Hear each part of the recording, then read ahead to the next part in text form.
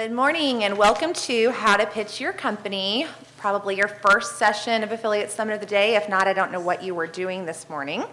First, I would like to introduce the panelists. I am Tricia Meyer from Sunshine Rewards, and with me I have Kim Rowley, Adler, and Robert Adler. And now we have a question for you. We need all of you to stand. We can see you all. The lights are real bright, so if you don't stand, we'll find you. All right, so you're all here to learn how to pitch your company. So we want to know, you can sit down if your company is an agency that you're pitching. All right, sit down if you are a network. All right, sit down if you're an affiliate. Sit down if you're a merchant. Wow. All right, and the rest of you, maybe we need to have a talk about why you're here later. Hopefully you know what you're pitching. Go ahead and have a seat. Thanks all for doing that for us. We just wanted to kind of get a feel for what we have in the audience. So if you've come to Affiliate Summit just to pick up free pens at the booths and party, you can accomplish that without our panel. If you've come to get a little bit of return on your investment being here, then hopefully we'll be able to help you out a little bit with that this morning. So the origin of this panel actually came from an article that Rob wrote for FeedFront. So what we're going to do first is just kind of go through some of those things. You may have already read that article. Just go through a few of those things that he talked about. And as a panel, it's going to be very open. We're just going to be pitching in comments. And if you have any questions, please come up to the microphone in the middle. At any point during this, if you don't, we might have to go out there and get you and pull you up to the microphone because we'd really love some questions. So if you have questions as we're speaking, please feel free to come up. And other than that, we're just going to start going through some basics of our experiences over the years of being at Affiliate Summit. I would like to know who is all this year first time here. And you skipped Sean's session and came to ours. Thank you. All right, so first of all, Rob, let's talk about looking at the name tag first. Okay. So, very simplistically, if you go up to a booth or you're working a booth, someone comes up to you, please, for the love of God, don't look at their name tag to get their name, ask them for their name, because you'd be surprised how many people will actually just go straight for the name tag, but then you scan and see, oh, they're not an affiliate, they're an agency. Yeah, he's not that important, or he's a network instead of an affiliate. No, he's not that important. Always go after who they are first, because you never know what they're going to do a year from now, 2 years from now, 6 months from now, a month from now. The person that's working for a network now might be an affiliate tomorrow. You never know. So the fastest way to kind of set things off in the wrong direction is to assume that they are something that they are right now instead of what they might be in a week, 2 months, 6 months, whatever it may be. But more importantly, just introduce yourself. I mean, it's supposed, business is supposed to be personal to a point. So don't go off of just what they're handing you. Go off and actually get to know them. It'll help you out in business a lot better. And you'll find that a lot of people who are here wear different hats. So it may be that their tag says that they're a merchant, but they actually also have some affiliate sites too, or vice versa. So there are a lot of people here that do a lot of different things at the same time. Other panelists on that one? All right, what about when you're standing and you're talking to someone and they start looking over your shoulder like they're waiting for the next person to come up behind you? I don't like that. Yeah. Annoying. You would discourage that, Adler? I would. I actually had that happen once with a company. I think it was at Affiliate Summit, and the guy he was really rude. I don't know why he was rude to me. I don't know. He started talking to somebody else when he was in the middle of talking to me, and then I remember after that the guy wanted my business, and I told him he was rude to me. I was like, I'm not going to do business with you. And he's been pursuing me, I think, for the last 6 years, trying to do business with him. Ever since, I still won't even talk to him. So. You may feel like you're just looking over our shoulders to, assess the traffic, see how many people are waiting in line so you can hurry up the conversation or, whatever. But to us, it feels like you're looking for someone more important to talk to rather than talking to us in that moment. Yeah. I have to admit, the ones that look at my name badge quick, I don't even bother to talk to them because I think it's rude. Okay, never judge a book by its cover. I can't imagine anyone up here has had that experience. Nope. What are you thinking about that, Rob? That's my favorite. A lot of people, especially if it's your first time here, Even just looking out, you can kind of see it. Some people will dress up in a full suit. Some people will dress up in a button-down. Some people just really don't care. And then others will do what I do, which is pretty much a t-shirt and shorts. Never think that the way someone dresses equates to how much money they make or how much they can help you or what they can do for you, because that's probably the #1 thing that lies the most. And no one ever really gets that if it's their first time here, but after that they slowly learn over and over and over again that it does not do anything to equate to your skill level, what you do, how you do it, or anything in between. I've met people that literally will walk around in a t-shirt and shorts or walk around in, something a lot more casual than that, that make, a lot of money doing what they do, but no one even gives them the time of day because they think that they're not serious or anything along those lines. So I just, never judge it based on that. Always get to know them for who they are. I agree with the gender bias. I think a lot of some CPA networks they go towards the men, not the women, thinking the women can't draw the leads, but we can. I know nobody would expect that somebody would think I would not be professional. But the truth is, I may not look professional, but I'm probably one of the most professional people that you could deal with. So don't judge a book by its cover. Mine is a little bit different. I tend to get the, you must be the PR person for the business, or, are you here to hand out treats or something like that? I don't Treats? actually get the, are you the one that does Treats. the SEO and the programming, and can we talk to somebody else in your company, the owner or something like that? No, that is me, all of those things. So yeah, you never know who it is that you're talking to. It can be really offensive if you assume that they're the assistant, if you assume that they're just there working the booth, and it could turn out that they're the owner of the company, and you've completely blown your chances of working with them. Has anybody ever heard one of the networks say that they have the highest payouts or exclusives that no one else has? Because that seems to be kind of a big pitching point. We were actually looking through the exhibitor guide. We're not going to name names, but you all know who you are, you 7,500 out there that all have the highest payouts. Like 99.9% of you must be lying. Yeah. So talk about that a little bit, guys. I agree. It's very obnoxious. The highest payouts, best offers, all that kind of nonsense. I mean, the truth is, any affiliate network can get pretty much any offer, and any affiliate network can get most any price, and they can make up the price anyway because they could just scrub the lead. So, I mean, the price doesn't really matter how much they're paying out on the lead. It's more about the relationship. So I have affiliate networks that I like to work with, and I really don't care necessarily what the payout is that they're putting out on the street or what offer they have, because I could always just ask them to get the offer I need at the price I need, and it's either going to convert as well as where I'm running it somewhere else or not. So it's all nonsense. I mean, develop a relationship with an affiliate, make them trust you, do right by them, and it won't really matter if you have the best payouts or the highest, best selection of offers or whatever it is, because you're going to have that relationship regardless. They're going to come back to you every time.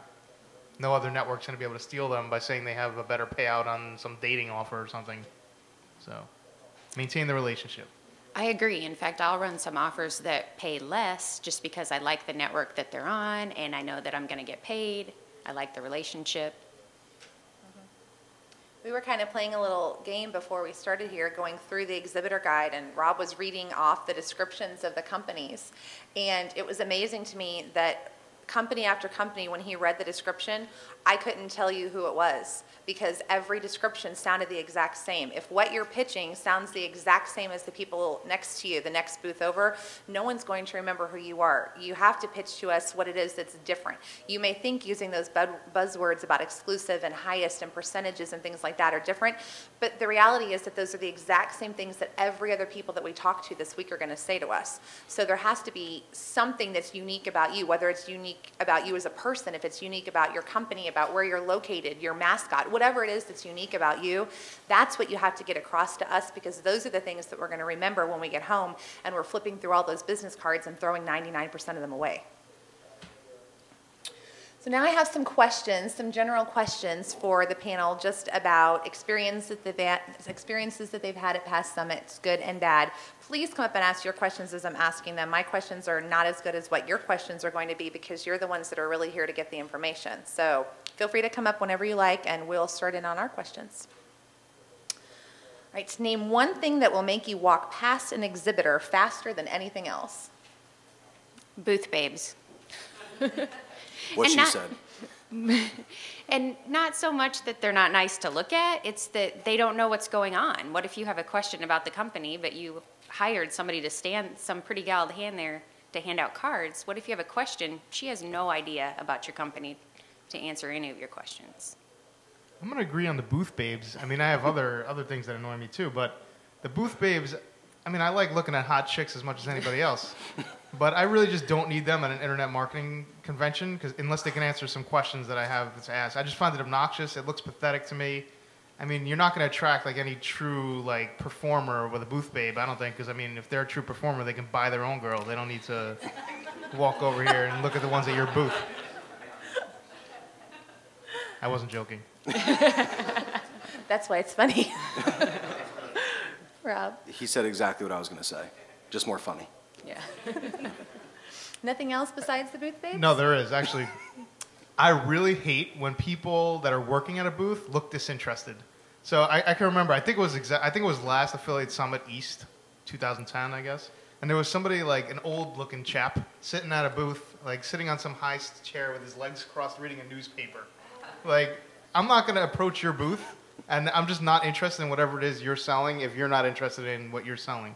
I need to see your excitement for me to get excited. So, I don't like that aggressive, like, sales mentality of trying to put something in my hands to get me to talk to you. You know, when you're standing there and you think, well, if I can get her to hold on to the pen or hold on to whatever, then I've got her standing here talking to me. And, you know, that might work in retail sales, but that doesn't work in affiliate marketing.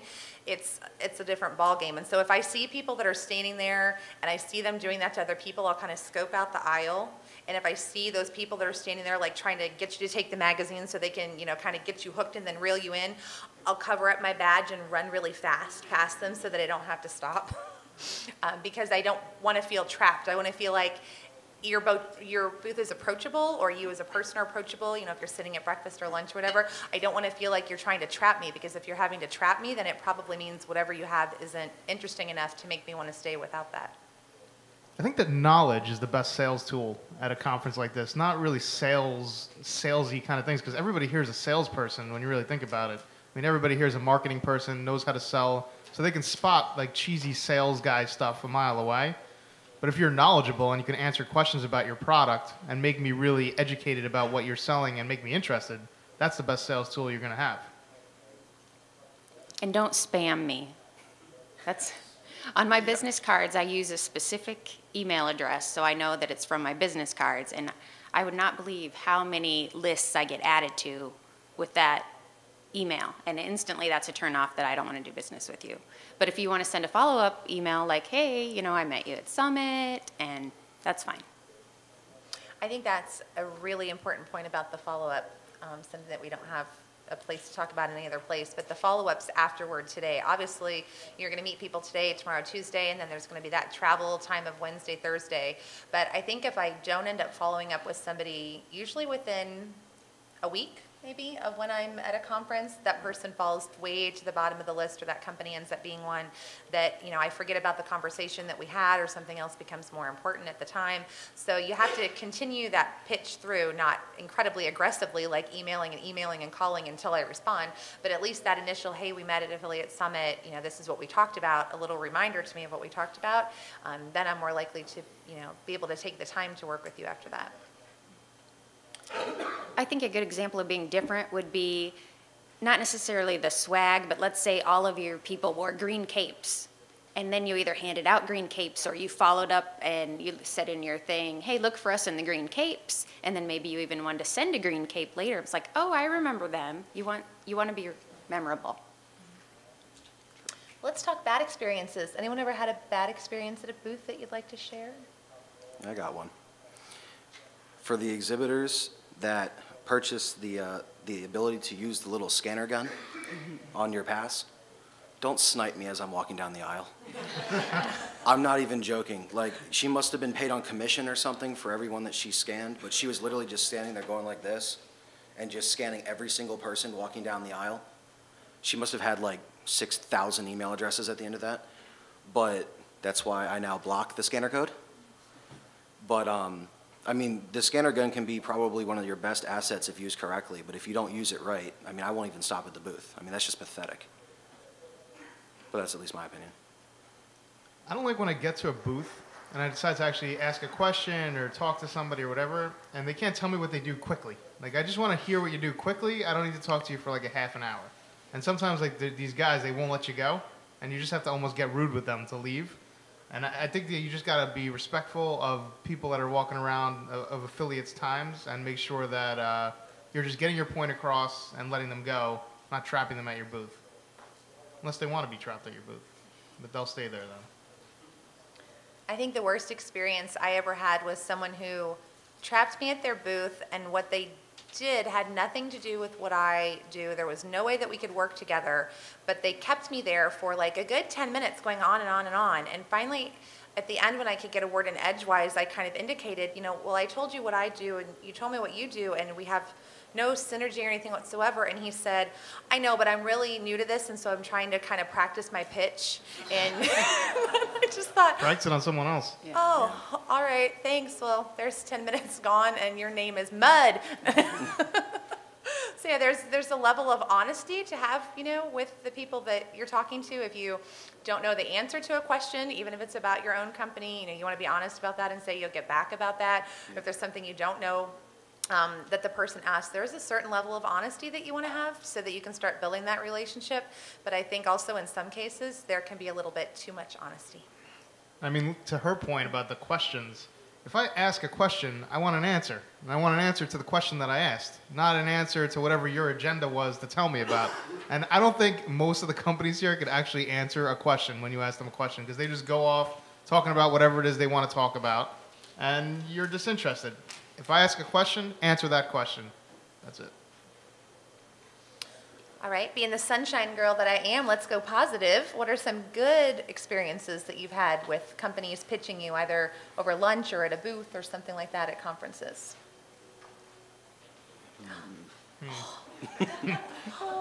Sounds like you all have a great chance to make a good impression today because they've never had a good experience before. Come on, what are the things that have been good? Like meeting somebody at a booth, what made you follow up with them afterward?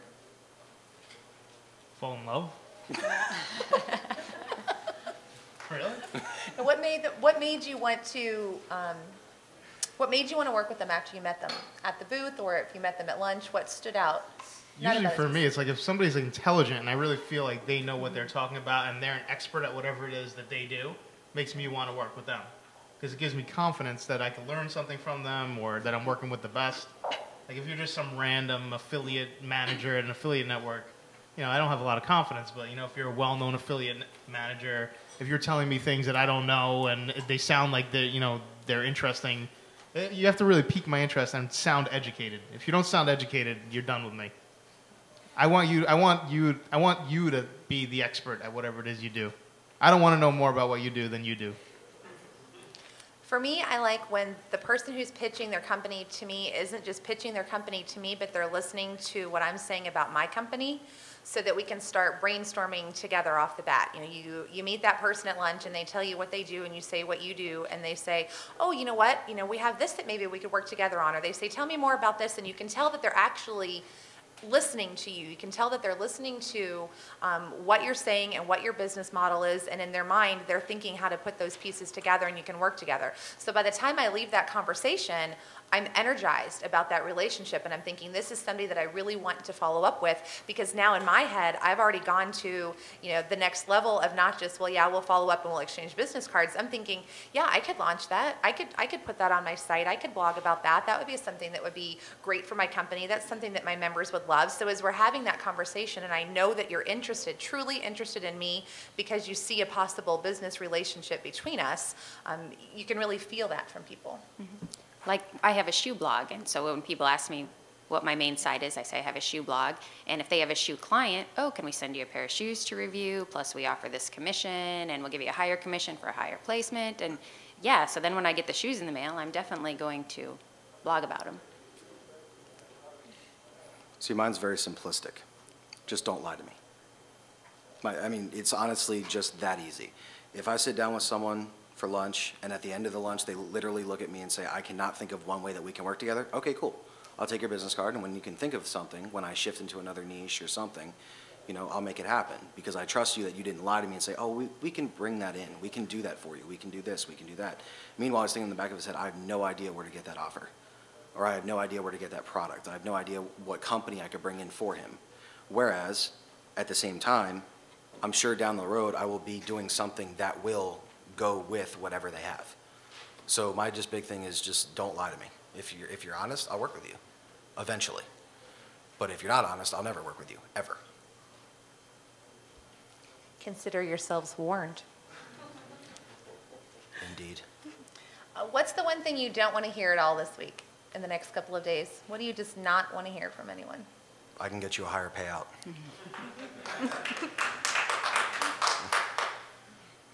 We have the bust offers. I mean, it's the same kind of thing. Yeah. We're exclusive. All right, now all of you who somehow multiplied from the 7 we expected to like 70, you should have lots of questions for us now because there are a lot of you. Come on, come ask some questions. We're going to start asking you questions if you don't start asking us questions, and that could get embarrassing. That's true. All right, well, you come up with some questions. I have a pretty decent story. I know I say, like, don't be annoying, you know, like, whatever. If you're confident in what you're doing, you could be a little annoying. Because I could tell you a good story. Last year, Affiliate Summit, I was eating lunch with my friend Ian Fernando. He's in here somewhere. Ian Fernando, always in the house. And a life coach came up to me and said, oh, you want to talk about your life or something like this? And I just thought it was the silliest thing ever. So I was like, no, I don't. And she's like, come on, just, I'll give you a free life coaching session or something. And I was like, all right. And I turned around to my friend Ian, and I'm like, I'm going to mess with her. So I went over and I like sat down with her because, I just thought it was silly. So I was going to mess with her. And she started talking to me. And like, all of a sudden, I didn't think it was silly anymore.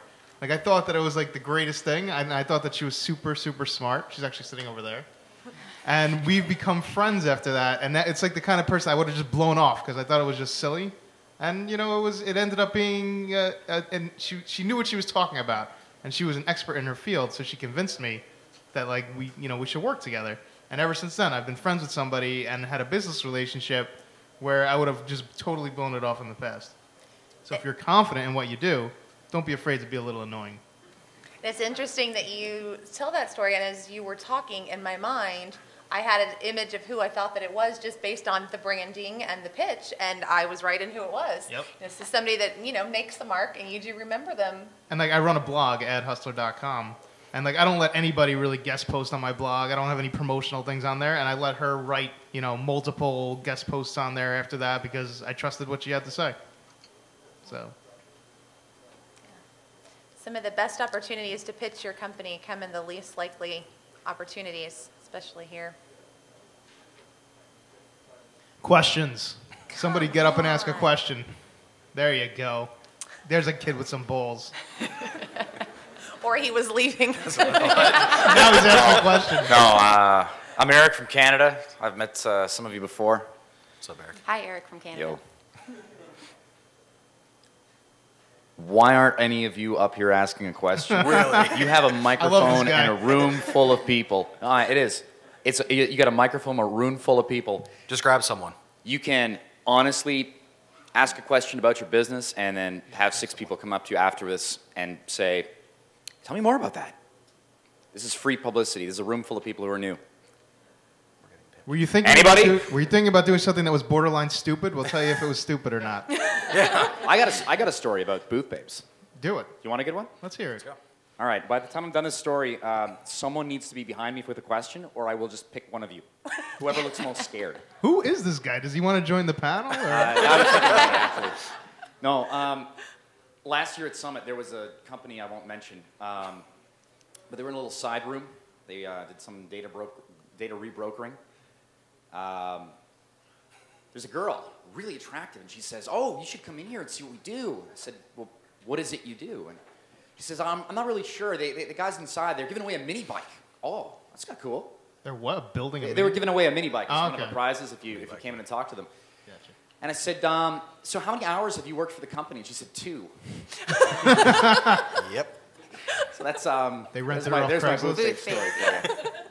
Oh, there's people now. Good. Thank you, Eric. We appreciate that. Good job, man. That's how you get it started. My name is Kim. I am not an affiliate, and I'm curious for those in the room who may not be in this world, tell them why, and this is my third affiliate summit. We met 3 years ago at Hustler. Yes, we did. Time flies. Time flies when She's you're a life having fun. coach. Yeah. And my question is really for the people who are new to affiliate marketing or those who aren't in affiliate marketing, explain to them how they can explain to their friends what this is quickly, right? What does this mean, affiliate marketing? And to those who are here that maybe a few are like still not sure about it, just can you give us something kind of tangible so we can explain to ourselves, our people, our friends, or to those outside who need to come to this why this is so important? Good question. I gotta think about how to How about phrase you, it. Robert? I'm thinking about how to phrase it. Come back to me. Affiliate marketing is basically selling a product or service or generating a lead for some kind of a bounty, so a commission or a cost per lead. Whereas you don't have to be the, how do I say, I want to say this simply. You don't have to carry the product. You don't have to sell the product. You just have to lead the person into the store to buy the product, and if they buy it, you get a commission off of it. So you're like the guy in like the duck outfit standing outside the pizza place, like trying to get people inside to buy the pizza. If they buy the pizza, you're going to get paid a percentage of that pizza. But if they don't buy the pizza, you're not getting paid anything, and you're just going to look like an idiot standing outside in a duck outfit. So I think you're that should be basically the one takeaway from our panel. Affiliate marketing is like you're the guy in the duck outfit. Yeah. So you're taking all the risk, but you're guaranteeing the results, and you're only getting paid for the results that you generate. If you don't generate results, if you're lazy, you don't give out the flyers in the duck outfit, you're not going to make any money that day. Rob, did you find a way to phrase it? Actually, yeah. Following up on the whole lazy comment, the biggest way that I would pretty much sum it up is that after you learn the foundation of how it works, how it rolls through all the different parts and everything else, it's pretty much what you put in, you get out.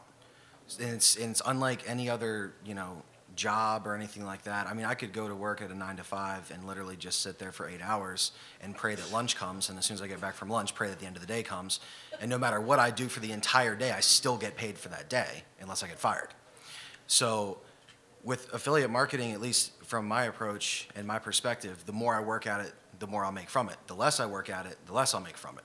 So it's a direct correlation between what you put in versus what you get out. And it's one of the only fields that I've ever seen that actually stays with that correlation long term. And I live in Nebraska where nobody knows what affiliate marketing is, and they all think I make porn in my basement, and I just let them believe it. All right. Thank you, Kim. Hi, I'm Mark from Canada, since the other guy mentioned where he was from.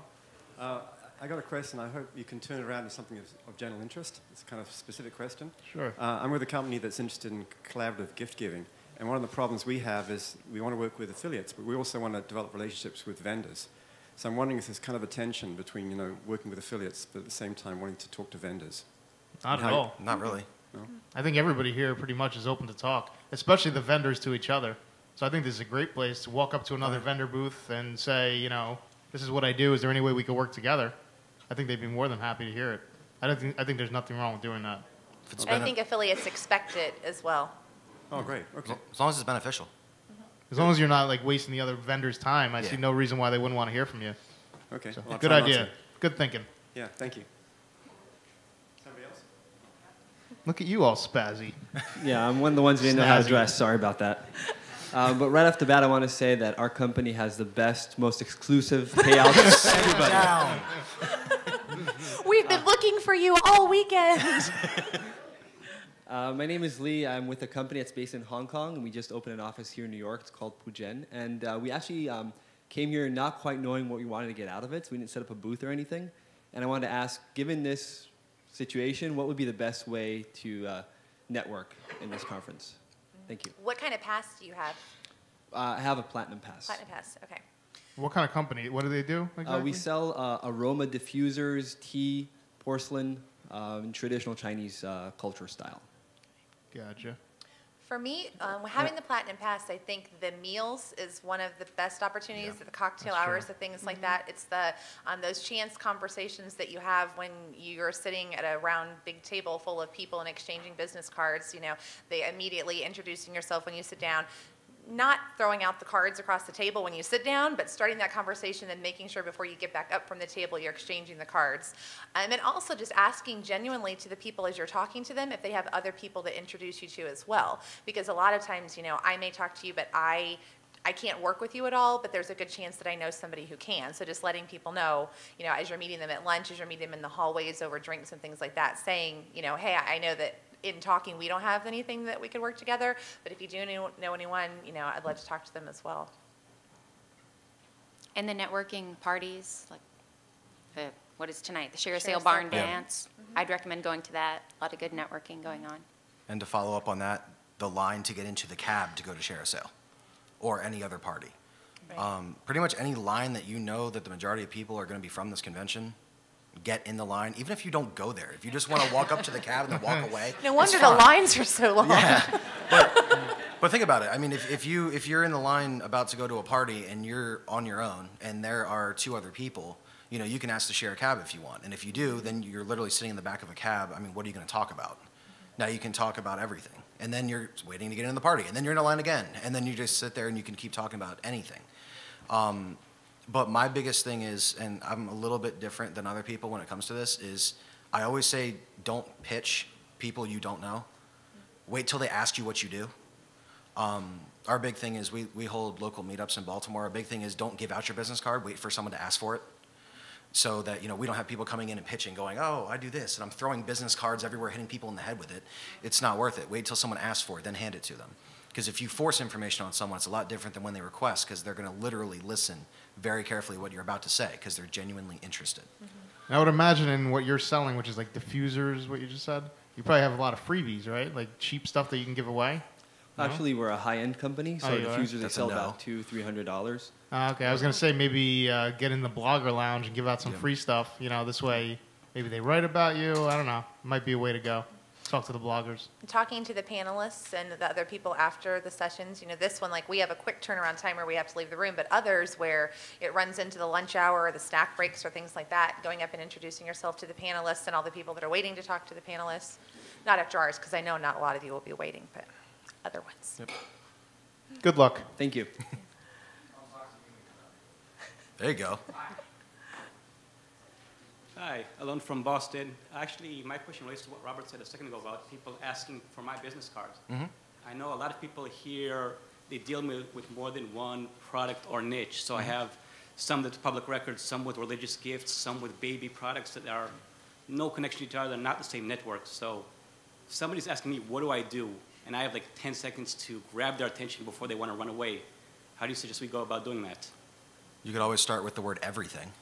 I mean, everyone else around here does it anyway. I mean, affiliates everything, always best payout. Yeah, of course. Think about something like interesting that somebody will remember. I don't know. Like I just say I'm a hustler. Yeah. People remember. Yeah, I mean. No, because I know what I try to do. I try to ask them first what they are so I can kind of gear the conversation towards that direction. Right. But I don't always have that option. I mean, do you do drop shipping for everything? Like physical products? Some of these are digital products. Some of these are physical products as a merchant, some as an affiliate and a network. You So could it's a always real just mix. You could say you're a merchant looking for affiliates. Yeah, exactly. Or I mean, there's no shame. You don't have to ask for what someone does, but you can always say, do you gear towards virtual products or physical products? Yep. And then that'll drill it down. And then you go, okay, so you do physical products. Do you deal with like, you know, high end, like over $100? Or do you deal with like $20? And then you can just drill it down from there, and that's still within your 10 seconds. Got it. Thanks. Or you might want to ask me, and I'll say I'm an affiliate. I have a coupon code site, a shoe blog, a celebrity fashion blog, and then you're like, oh, what products would work with her quick? And then you would tell me Yep, got it. which products. Hey there. I have more of a general theory question in general, because a lot of times, I mean, my network is very new here, and what I've noticed as I've been meeting people in the industry and talking is that Do you have the best payouts?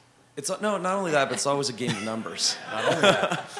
He didn't say no. He said not only that. It's also got exclusives.